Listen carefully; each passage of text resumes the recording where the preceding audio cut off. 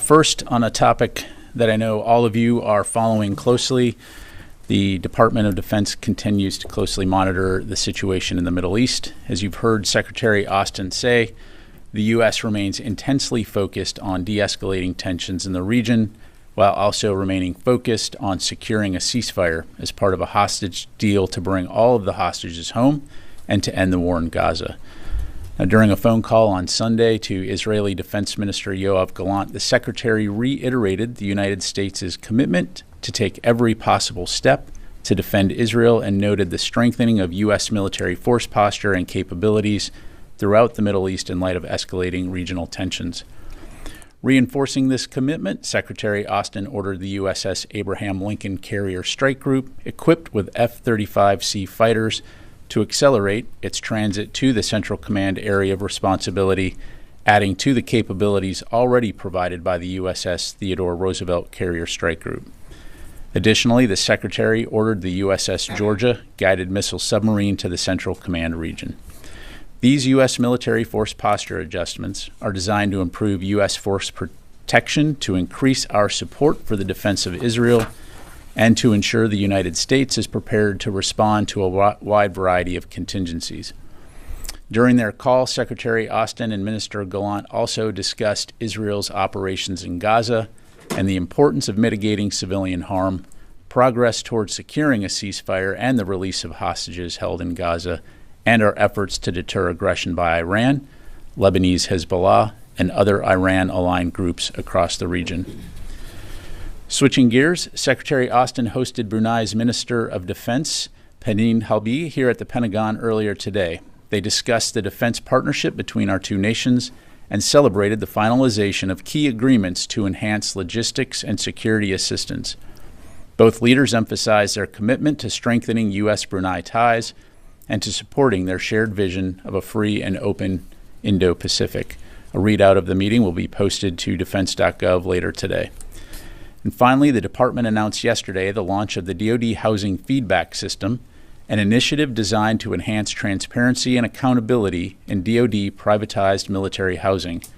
The system opens an additional high-visibility communication channel for active duty service members and their authorized dependents living in privatized military housing to submit public feedback related to the condition of their current housing unit and to receive a response from their privatized landlord.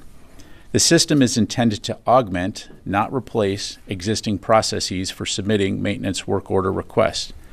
Privatized military housing residents should continue to submit work order requests through their community's property manager or other regular channels to receive corrective action for maintenance issues. The Department of Defense has a moral obligation to ensure that the spaces where our service members and their families live are healthy, functional, and resilient.